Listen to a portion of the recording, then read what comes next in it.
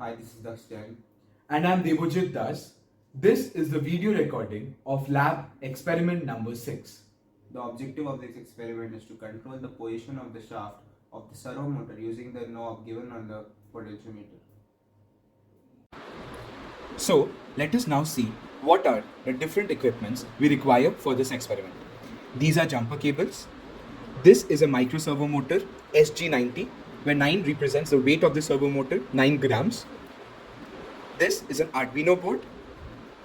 This is a breadboard. And this is a digital and analog input-output board, also called the I/O board. And lastly, we require a small flathead screwdriver. Now, let us see how the connections are made. This is the USB wire, which is connected to the Arduino and to the laptop, in turn powering the Arduino board. Here, this orange wire is connected to the 9 digital pin on the Arduino board, which is in turn connected to the servo motor. The brown and the red wire are the ground and the power pin of the servo motor.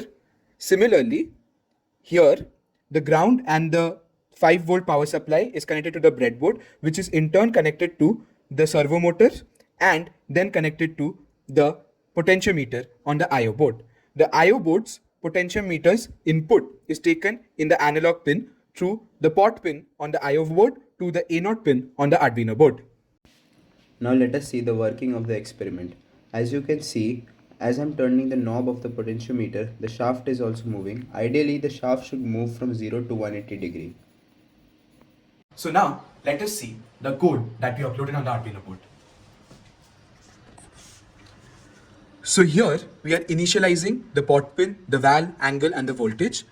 Then here the setup, myservo.attach, attaches the servo to the 9 pin of the servo motor, and we are setting up the baud rate out here to 9600. Now in the loop, let's see what is happening. It reads the value of the potentiometer. The value is then converted into voltage through this equation. Then the angle is mapped from 0 to 180 degree, and then the angle is transferred to the servo motor. And then here we are printing the angle.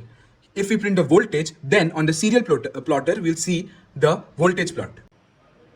So now let us see the plot that we are plotting on the serial plotter. As I move the knob on the servo motor, you can see that there is a plot that is being observed on the serial plotter.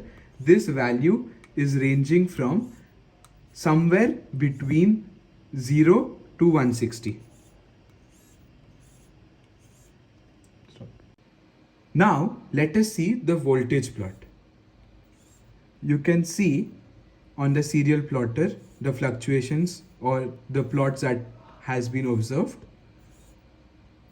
You can see that the value is ranging from 0 to somewhere between 4.5. To get a more accurate picture of the values of angle corresponding to the values of voltage, now let us see on the serial monitor. As you can see, as I'm changing the knob of the potentiometer, the values of voltage are ranging from 0 to 4.41 and of the angle from 0 to 159 degrees.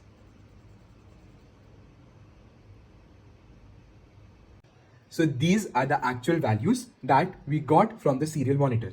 At 0 degree, 0 volt was observed. At 30 degree, 0.83 volt was observed. At 60 degree, 1.67 volt was observed. At 90 degree, 2.5 volt was observed. At 120 degree, 3.34 volt was observed. At 150 degree, 4.18 volt was observed. And at 159 degree, 4.41 volt was observed. You might have observed the anomaly that in the code we had set the angle to 180 degree and the voltage from 0 to 5 volt. And also here in the setup, the power supply from the Arduino was from the 5 volt pin.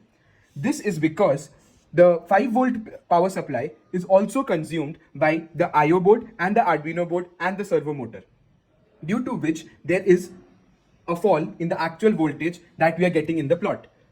And hence at 4.41, the plot maps to 159 degrees. Hence 180 degree can't be observed with 5 volt in this setup.